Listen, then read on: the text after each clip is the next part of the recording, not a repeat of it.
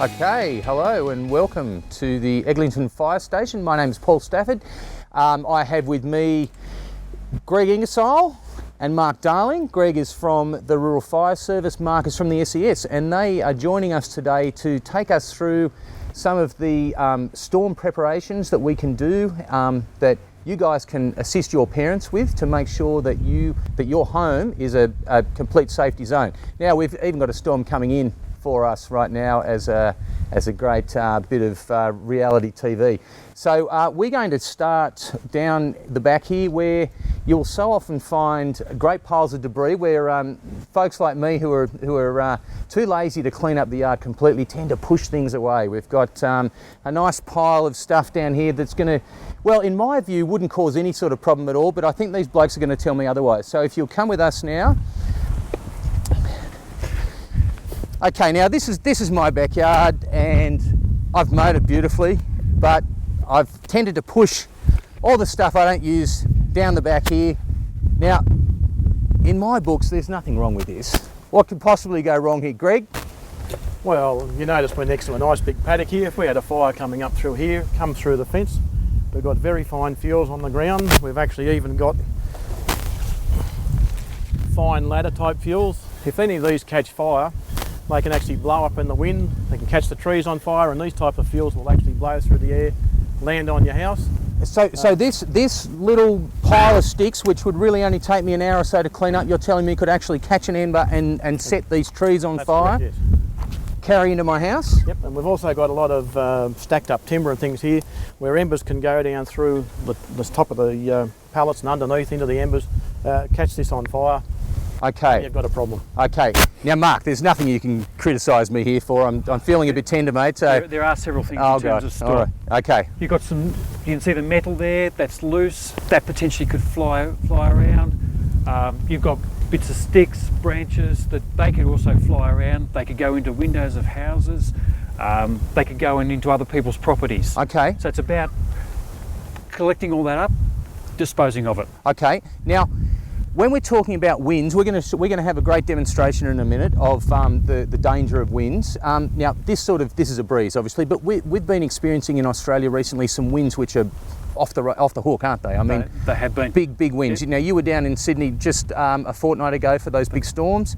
What is some of the wind damage that you saw there? Oh, look, it was trees into houses, trees down on roads, trees on cars, so lots of things, and therefore that's causing damage, certainly the damage to the houses, and it just affects people's lives, and by trimming trees, firstly, and then reduces that risk. Doesn't stop that risk, yep, but certainly reduces it, and that's about getting mum and dad to do that on a regular basis. Okay, and this is the sort of thing that dads like me would generally push down the back into the too hard basket. I'll get to it later, dear basket. Oh, I've seen that. Rightio, okay, and so this is something that I need to, as if I'm a child in a family where this is happening, I need to remind mum or dad, this needs attention, doesn't it? Before the fire or the storm comes through. By the time a storm comes through, or even a fire comes through, it's too late. You can't do anything about it. Yep. Do it beforehand. It's a nice sunny day, not a great day to do it today, but a beautiful sunny day on the weekend. That's the time to pick all this stuff up and get rid of it. Okay, now we're going to move across here to the shed. Now, I'm looking at this shed and I'm thinking, well, that's a great shed. You know, it's green, it's shiny. It's what more do you want? I can't see anything that I've done wrong here. You can see a couple of things already, Paul. Oh damn! All right. I'd see the outdoor setting here. That's a potential threat. What, this lovely thing? Yeah, because of wind. Okay. Wind will pick that up. If the wind is strong enough, it'll blow it across the yard. Okay. It'll blow it into the house. Okay. Smash a window. Could smash a window. Glass in radio. Okay. Your garbage bin would do the same thing. Garbage bin. All right. But it's also a fire hazard because embers landing on something plastic like that, they could just catch fire. It's up against the building. Okay. So the building becomes involved. And I'm imagining that if there was something flammable on the other side of that wall, like petrol, a can of petrol, something like that sort of bin burning, boof, off it goes. Yeah, and a tin shed like that, you get heat transfer through the tin. Okay, and that would be sufficient to start a fire on something inside. That's correct. Okay, now I'm looking at the gutters here, all right, and I mean they're clean as far as I can see. But that's the problem, I guess, isn't it? That is the problem. I can't see. Now, if I could ask Greg if you could just hold that for me. Now I'm going to go up this ladder. Now, before you stop, yes, Remember, you should never go up a ladder by yourself. Oh, okay. Always have a second person holding the ladder for your safety. Okay, thank really you. All important, right, well, I'll ask Penny to step You're in. not going up the gutter on your own, are you? Oh, I was planning on it, but luckily I was stopped in time. Can you hold the ladder for me and just secure this? Once you're at it. Okay, right, so I'm going up. Now, even if, and I'm sure I won't, because I'm really such a good householder, but even if I do find leaves in here, oh my goodness, I'm starting to think how long it's been since I cleaned this gutter out, and okay. You know, we wouldn't be out here in the rain if you'd cleaned it out when you said. Yes, thanks for that, yes. Okay, so it's actually full. I'm embarrassed to admit it, it's full, but why is that such a problem? I mean, I'm a busy man, I've got things to do. Greg? Well, fire, houses just don't explode as they say on television. The embers come through the air, they'll land in your gutter, they catch onto the leaves. The leaves That sort will of then stuff? Yep, the leaves will just burn back up underneath the tiles or the tin. Okay. And set fire to the ceiling of your roof. And so then I can have a fire that's not even come near my house. Nowhere near your house. It could be Ember attack. tens of kilometres away. Tens of kilometres away, Tens you're of saying. kilometres. I can have embers land in my gutter, start a fire there and burn my house It's such down. a simple thing to do just to clean it out. Okay, all right, and literally if I'm away from my house, then, and a gutter fire starts, then my house will burn down. That's correct, and your house will burn I won't down. even know there was a fire there, and I'll come home and You don't really want to be up there trying to do it on the day because the winds from fires can generate winds equal to what you can get in storms and hurricanes. Okay, now, Greg's picked on me. Mark, surely you give me a pass on this one. I mean, it's no business of yours, Having known surely. that that's full of leaves, that's also a problem in storms. Why? Very, very heavy rain, Yes. collecting those gutters. That can't get away because it's trapped in there. So Okay. what it's going to do, Yes? the water's going to fill up in those gutters. It's going to fill up, it's going to overtop and then go in under the eaves of the house. All right. Then what it does is it creates more damage because it can get inside the house Yes? and damage all your gyprock. You know what gyprock's like? Once it gets wet, it's got to be taken off and Collapses. Right. got to be replaced. Okay, all right. So not only expensive, but potentially dangerous? Yes. Okay, now I'm thinking I might just get right up here on top of the roof and do the job right so I can crawl over both gutters. Now surely that's okay, fellas. No. You don't know what this roof is like. The wind's How strong picked is up? it? The The wind's wind is picked up. You potentially could get blown off. If it was strong enough, you could get blown off the roof. Okay. And if a storm's like this and it's wet, you lose traction. A slip. Yep. Okay, so I could either be blown off or slip off. Yep. All right, I've changed my mind. Pretty slippery up there. Okay, I should have done it 3 weeks ago when I was told to do it. I might make note of this. Now, kids, this is one of those things that you can be of great benefit to your parents through a little bit of judicious prompting and pestering. Don't do it yourself, but remind Don't do it them. yourself, ask your parents, remind them. It's one of those things that you've got to remember. Okay, now, we're going to have an interesting demonstration now. We've got a couple of wind machines here. We're going to spark them up, and now, Mark, you were talking about the dangers of stuff in the backyard. Before we start this up, because it's going to make a lot of noise, we won't be able to talk. Walk me through this. Why should this sort of stuff be of concern to me? I mean, it's going to blow around a bit. It's just a bit of rubbish. You could be outside when it's blowing around. You could get hit in it. Okay. You could get hurt in it. Okay, so this is something you see a lot. The We have seen injuries. yes. Okay. Yeah. Certainly stuff flying around. Not only that, but I've seen trampolines flying around. Trampolines, okay, well that's something that a lot of people have in their backyard. A trampoline, I never really thought it was potentially could be a huge particularly sail. particularly the new ones. Yes. With all the sides, they're like a big sail now. They'll fly across the backyard. Okay, strong right, enough yeah. winds. And so obviously damage to people and damage to property. Yes. Okay, all right. Yeah. Now we might start that up. Then we're going to start Okay, the wind we'll machine, leave- people. So we're going to have a fair bit of noise going here, and Mark, we will stand back and watch. So what sort of wind would this generate, and how fast would a wind be in a storm? Okay, these fans are what we call positive pressure ventilation fans. We use these in house fires for getting the smoke out of the houses. But the speed of the air coming out the front of these two fans when I fire them up is around about 75 kilometres an hour. Okay. So that's that's for not touring very fast. storms, That's like yeah. driving Get around that town with your higher. window down. Is a storm Okay. higher in than your that? car. So I can be. Yes. And Yeah. how fast would Oh, I've seen recorded up over 100 kilometres an hour. Okay. Okay, and the typhoons recently were 220 or something. They were outrageous. The Yeah. category of the storms, yes, can get up to that speed. Okay, all right. So we're going to start the blowers, and we're going to see the effect of a 75 km/h wind on some basic backyard stuff. And bear in mind, folks, this is not a particularly hard wind. All right, take it So away. all we'll do is we'll just pick some just some rubbish we found lying around the place, and we'll just drop them in front of the fan, and Okay. we'll just see how quick they blow away. All right.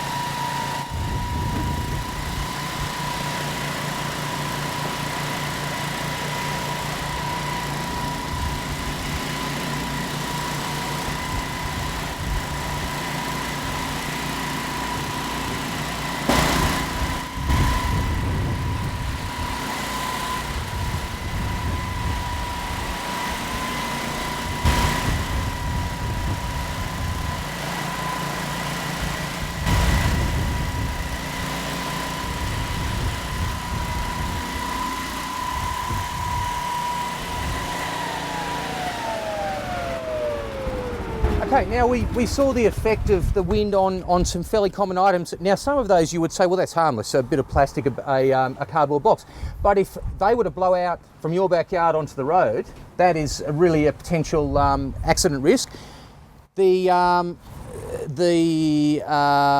umbrellas, meanwhile, which I wish I had one of right now, and so do you, they are really dangerous, aren't they? They I are. mean, cartwheeling You along- can see that big one particularly Yes. that was just starting to cartwheel. So, yes, yeah. and I mean they have sharp ends. That's real. Yeah. There is real. So you potential can for imagine damage. if you're standing outside trying to get stuff away and that comes flying at you, Yep. that's going to hurt. That's Take going to you cause out. some injuries. Yeah.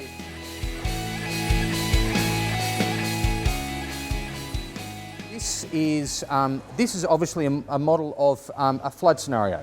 Now, Mark, walk us through. Okay, so what we've got here is a typical sort of environment around Australia. You've got some hilly country, there's a dam here, river, some flat land, so pastoral land, and also A township. little village, a township. Yes, yeah. So what we've got here is that you can see right now, it's all nice, the water's flowing through the river, and it's all good, and so it's just Everybody's good. happy. Everybody's happy, Yeah. absolutely. Normal day-to-day life's happening. Right, yeah. So what's happened is that, if it starts to rain, we might just we'll show the rain starting. And we can actually order rain. That's pretty cool, isn't it? I mean, that's a very un-Australian We've got it out thing. there now. We can have. Okay, so it starts to rain. Starts to rain. Starts to collect on the watershed. As, And so you can see from the top of the sort of the mountain area, the hill area, it's starting to run down. Now, if you can pan in, you can start to see some of the sticks down the bottom that have moved a little bit. So you can see that water, that volume starting to increase. okay, and things are starting to So get it's starting to get dislodged. happening, yeah. Yep. And so what you've got here, through here, is you can see in here where this is what we call the floodplain. The lowlands. The lowlands. See how the water is now starting to encroach on the farmer's paddock and starting to come up against the animals that they've got there. Okay, now, if I could just interrupt you a sec. Now, this is for those kids at country schools. This is about the time when we would want Dad to have moved the stock, Mum and Dad to have moved the stock, the tractor, whatever equipment might be in the way. What's happening is that if you're listening to the news, you'll get weather reports. They're talking about rain coming. That would be the trigger for them to start thinking about moving stock and equipment to higher Which is something you don't want to be doing when absolutely. So when this is all about the before, Rightio. not during the Okay, before. rightio. So you've moved your equipment out of the way. So when we know if this is going to happen, Yep. that they're prepared for it. Okay. All right. Now the rain's building up. Yep.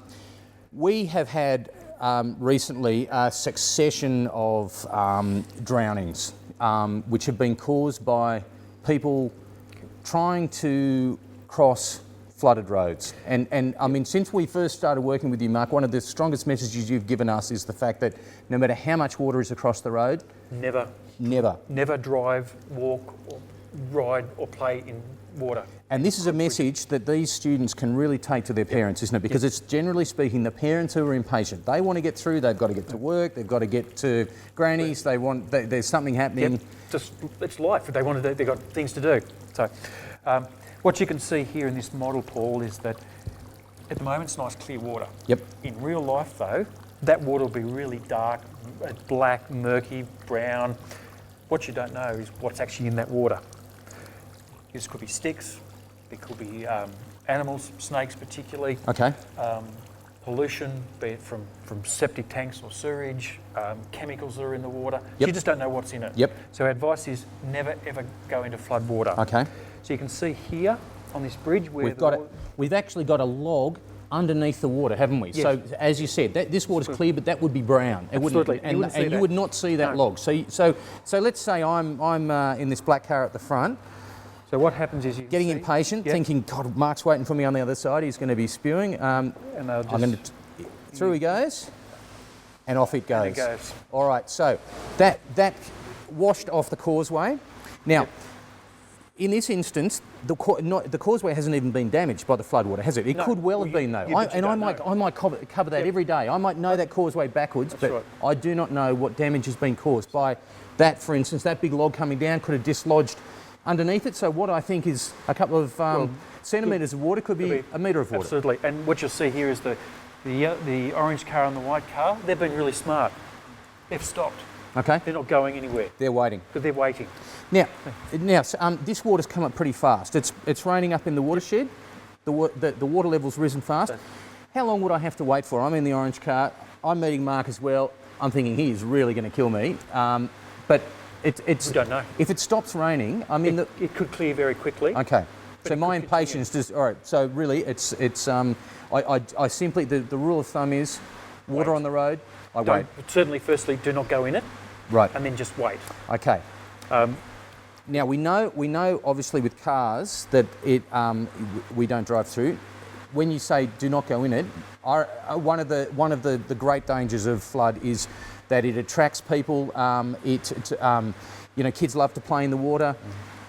Why shouldn't they just get down there and paddle around and have a good time in the flood water? What's in the water? You What's don't know in- what's in the water. okay. We don't know how fast that's moving. Okay. It may look, you can see on here on the causeway, it just looks like it's trickling over. Okay. It may be going a lot faster. Okay. Small kids potentially can get washed off that. Adults can get washed off that causeway. They can get caught in those rocks in there, potentially lose their lives. Okay. So you could slip on that running water could take your Yes. feet away. You hit your head. You're unconscious. You could drown in 20 centimetres of water, couldn't you? Quite easily. You say snakes, brownies, tigers, angry, wound up. Absolutely. They're gonna bite at you. And they're scared as well. Rightio. They want to get out of the water. Okay. We could have pollutants. We could Yes. have chemicals. We could have anything floating around. Not to mention the logs that are flying down at pace underneath the water. So we don't know that. Okay. So there's a great example of the dangers of the water. Now, as you said, the safe scenario here is that we wait. What if we're Okay. So in this village and the water's what rising? you can see here is this green thing here is a levee. Now levees are there designed to not protect a town. They're never going to, but they'll mitigate or reduce that risk of flooding in that town. What we say to people, if we know that the floodwaters are up against the levee bank, move to higher ground. So you go here, as you've got this building here. Well, the people in the township here is move up into that building where it's nice high ground. Okay. It's away from the water. So you can see now how it's really starting to rain, and all these logs here now it's starting to overflow the town. Okay. All So right. it's broken the banks of the levee. So the idea that we've got a levee, we'll be fine. That's not sound logic. It's not going to it doesn't- protect. It doesn't guarantee protection. It merely- will help reduce the risk, but Okay. it won't. And in a 1 in 100 year flood, then that is not going to be any kind of. And that's why you need to identify where your high point is. Now, I'm in the house with my brothers and sisters. We all have a different idea of where this safe place is. This is something that we need to. Develop a plan. Thank you. Develop your evacuation plan so you know where those, you've already identified those. This is before again, going back to before a flood event. If you know you live in a flood area, have developed that plan, written it down, talked about it, perhaps even exercised it. Okay. Gone and found the spot and Done a dry run? Done a dry Okay. run. Now, if I'm doing this, obviously this is something that my parents are going to oversee for me. We'll ask our parents or our guardians to sit down with us and to to walk us through what that plan's going to be. Yes. Where it's a safe place, what are we going to do in the event of a flood? Is there anything that that kids can remind their parents of? You know, what sort of making sure that they've taken responsibility, maybe looking for their pets, make sure they've got their pets. Have they identified stuff that they want to take with them, their special toy, special bear or whatever they might want to take, so they're responsible for collecting that before they leave the house. Okay. Making sure that they know where they've got to go and they've talked through it and they understand what they've got to do. Now, if we're talking about members of the family who have special needs, require special medications, that sort of thing, again, all of this needs to be organised in advance. Yep. So what we suggest to you, what we say is put together what we call home emergency kit. And what that is, it's a box, depending what size you want, of all those sort of things, spare medications, torches, candles, a portable radio, a battery operated radio, special photos. So you can take that, you can pick the box up, grab it and go out the door. Okay. So you don't have to think about it at the last moment. It's already done before, it's already done, this is done in advance. Okay, now the last moment scenario is one of panic, and if I leave it until then there's every chance that I'm not going to be able to remember all those important things. Sometimes your safety is priority. You've got to go. Okay, so the bear can wait. The bear can wait. The bear can be replaceable. I know it's going to be the favourite toy. Okay, but at the end of the day, if none of this prep's been done, so that's a very good reason to do this prep in advance, isn't it? Because if these things are important to you, you need to have them in one place. How much warning would I get of the sort of storm that we saw on the East Coast? It could be a day, could be a couple of days. It may only be a few hours. It depends on the storm, depends on how it's come in, depends on how serious that storm is in terms of the amount of rain that's coming. So it just depends on the situation at the time. It's very hard to tell. If it looks starting to get overcast like it is we saw out today, start listening to the news and listen to what the Weather Bureau is telling us. So that will give us an idea. They'll give us some advance warning of what's going on. Okay, but ideally it would be better if, as a young member of the family, I was to actually ask the parents, do we have a plan? Do we have our kit prepared? Have we got everything we need? I mean, there's certain documents which are very difficult to replace, birth certificates, passports, that sort of thing, medications. If we're holed up in the emergency centre and somebody has, they're diabetic or they are celiac or they have certain dietary needs. Asthma, yes, exactly, puffers, exactly. Yes. All of that stuff needs to be in a centralised place so they can grab it, they can go. Yes. And that will reduce the possibility of things going south. And explain to me what I need to have in my car for a safety kit. Okay, when we were talking about this, doing this session, we talked about a safety kit for the car. And talking to SES, we're trying to work out what would I take in a car if we were travelling. And years ago, we all used to take water in our car because the cars never used to make it to where they were going. They used to boil. Like you were saying earlier, you can't buy bottled water, so we used to carry water in the car to have a drink. If you get caught in a fire, you need a blanket. Then we thought, well, if you get caught down at Yetholm coming over from Lithgow on the one night and the road gets closed with snow, you could spend 6 hours sitting in the snow and it's cold sitting in the car, on the side of the road. So now I've got a little pile over here that I'm going to retrieve in a second. Yeah. Can you show us what you've got in the? Okay, so just basic stuff that we carry on the fire truck. Like looking in the back, this is our first aid locker. So we've got 10 litres of water, 2 10-litre drums of water. So let's stop right there. Why is water so important? You mentioned the fact that in the old days cars used to boil over, but what about me? I'm just thinking, well, I can go without water. Well, I'm fine. The body's a bit like a car too. If it runs out of water, it doesn't work either. Okay. So if I'm stuck, if the road's closed, I can't go forward, I can't go back. I can't rely on emergency services to get in there. They're off doing something else. You can look at something like the M1. You get a nice hot summer's day and the M1 gets shut between Sydney and Newcastle. And you could be stuck there for 6-7 hours and you're thinking, oh, I'll get a drink at the next town. You've got nothing in the car. That's a long time to sit in a hot car without any rehydration. I think they the last lot of bushfires that really threatened Sydney, the M1 was shut for 3 or 4 days, wasn't it? When the cars that were stuck there on. So if you get caught in that, you can't live for that long. So that is a really crucial part, isn't it? Yeah, we always carry lots of water. So we've got water here. We've got bottled water in the cab as well. Like tap water's cheap. You don't have to go out and buy bottled water. Just a little container full of water in the car. Mm-hmm. We always carry a first aid kit on our truck, but I also carry a first aid kit in my car. We've got torches on here because we're often working in the dark. And we've also got a fire extinguisher, which you probably can't see from there on this one, just in the back of the locker here. Yep. Because fire trucks actually do catch fire. And, which is sort of ironic, isn't it? You have to put out a fire and you are on fire. We've got a fire extinguisher there to put the fire truck out if we have to. And to do little kitchen fires and things like that. Okay. Up in the front, we're talking about if we get caught in a bushfire, we've got a practice plan that we put into for fire overrun, and that includes getting in the back of the truck. This truck is now fitted with curtains. This is one of the latest models. So we roll the curtains. So these silver curtains come down? Silver curtains come down. And they are obviously reflective, so the radiant heat will be reflected off them, hopefully. Yep. We have a blanket on board for every person, and these are woolen blankets, not synthetic blankets. And also inside we have, again, drinking water for the crew. So if we're heading out to a job, the crews can have a drink of water before they get out of the truck and put a bit of water into their systems before they get out and do the hard work. Okay.